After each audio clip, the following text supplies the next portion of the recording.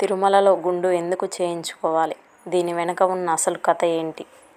గోవిందా అని పిలిస్తే చాలు కొండంత అండగా నిలిచే దైవం తిరుమల తిరుపతి శ్రీ వెంకటేశ్వర స్వామి. ప్రతి సంవత్సరం కోట్లాది మంది భక్తులు ఆ ఏడుకొండల వారిని దర్శించుకుంటారు. అయితే తిరుమల వెళ్ళిన వారిలో అత్యధికులు చేసే మొదటి పని తలనీలాలు సమర్పించడం, అంటే గుండు చేయించుకోవడం. అసలు తిరుపతి వెళ్తే గుండు ఎందుకు చేయించుకోవాలి?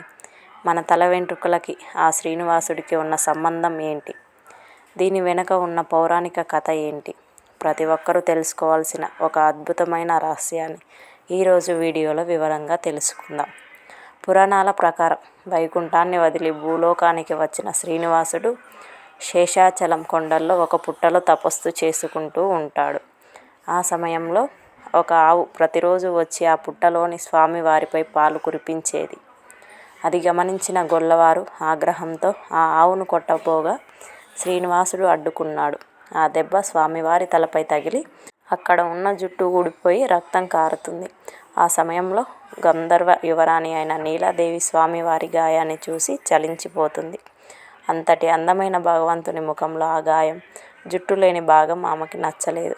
వెంటనే ఆమె ఏమాత్రం ఆలోచించకుండా తన తల వెంట్రుకలను కత్తిరించి స్వామివారి తలపై ఉన్న గాయానికి అమర్చుతుంది. ఆమె భక్తికి మెచ్చిన శ్రీహరి, నీలాదేవి, నీ త్యాగం అనన్య సామాన్యం. స్త్రీలకు జుట్టు అనేది అత్యంత ప్రియమైనది. అలాంటిది నా కోసం నువ్వు త్యాగం చేశావు. ఇప్పటి నుండి నా క్షేత్రానికి వచ్చే భక్తులు తమ తలనీలాలను సమర్పించుకుంటే అవి నీకే చెందుతాయి అని వరమిచ్చాడు.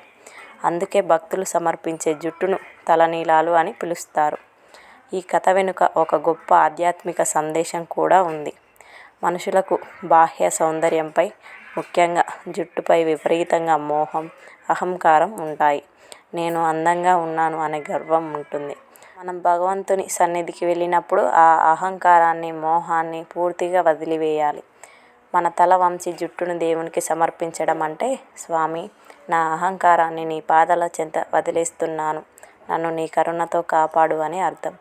అందుకే గుండు చేయించుకున్న తర్వాత భక్తులలో ఒక రకమైన సాత్విక గుణం, ప్రశాంతత కనిపిస్తాయి. మరొక నమ్మకం ప్రకారం శ్రీనివాసుడు తన వివాహ ఖర్చుల కోసం ధనాధిపతి అయిన కుబేరుని వద్ద అప్పు తీసుకున్నాడు. కలియుగాంతం వరకు దానిని వడ్డీ కడుతూనే ఉంటానని మాట ఇచ్చాడు.